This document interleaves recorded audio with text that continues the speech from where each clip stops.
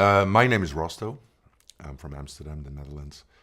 And the film that I have in competition this year is called Reruns. Hello? Hello? You there?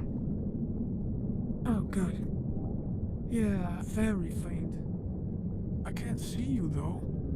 No, nothing. Weird. Sorry, where was I? Reruns is 100% inspired by my dreams and memories. Everything that you see in that film is real. I have a dream city.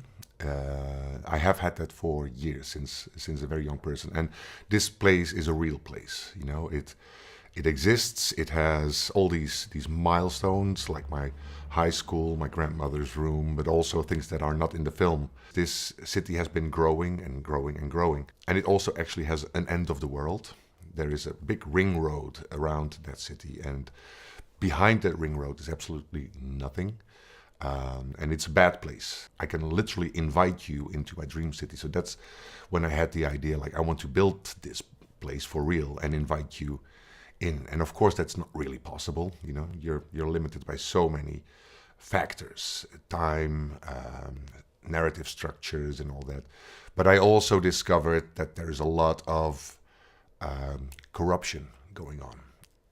And then I learned that memories actually work in exactly the same way. Our memories are also corrupted. You know, there's no such thing as factual memories.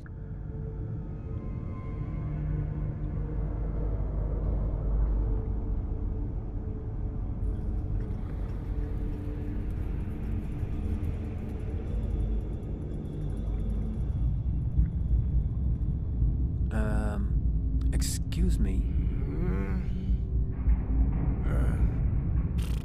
I'm not a singer.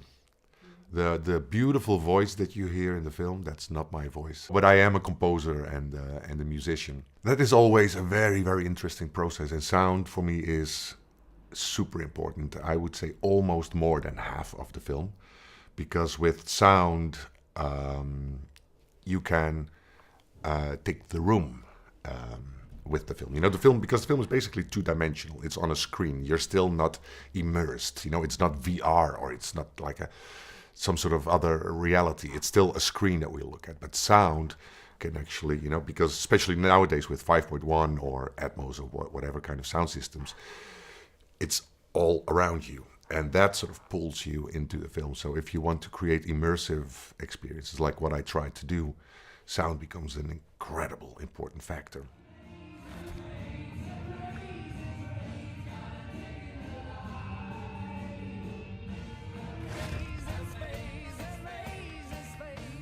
The water for me was, it started because, you know, with the tetralogy, I had a few rules. And this is number 4 in the series. And one of the rules that I had was every new film has to start where the previous one ended. The water became basically a big symbol for the past. Right? So the deeper you go, the longer ago it is. So it for me, it was almost like worlds that have disappeared. And you can only visit them by diving in very deeply. And the other thing that I really liked about the water effect was also that it helped the dreaminess.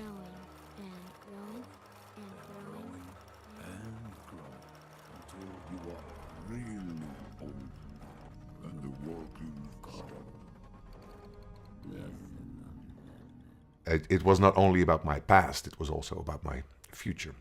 The dreams and the perception of the world are way more fantastical when you're smaller. Like, you know, these things like the walking skeletons and stuff like that, I was little.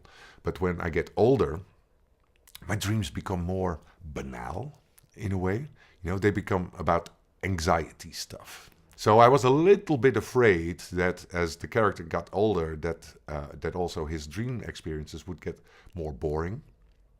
But I don't think that's true. I think they become more universal, actually. What I hear when I speak to people now, you know, there's not a lot of people that recognize the walking skeleton stories. I wanted to implement factual memories. And because our memories are so corrupt, so totally subjective, I also wanted to work with the most objective memories. And that's, of course, photographs and family album films and stuff like that. So I had the Super 8 footage from 1974, me as a 5-year-old in my grandmother's house. And my grandmother's house was one of those important locations that I wanted to portray in the film. But the nice thing with this technique, this stitching technique, sort of creating, or it was almost like washing a black window and then suddenly the room slowly appeared. The nice thing of that technique was also that it created these echoes.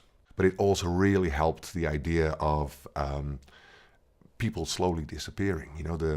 The locations were there, and the stronger they were. And it's also in reality, that the room still exists, but some of the people that you see in the footage they don't exist anymore.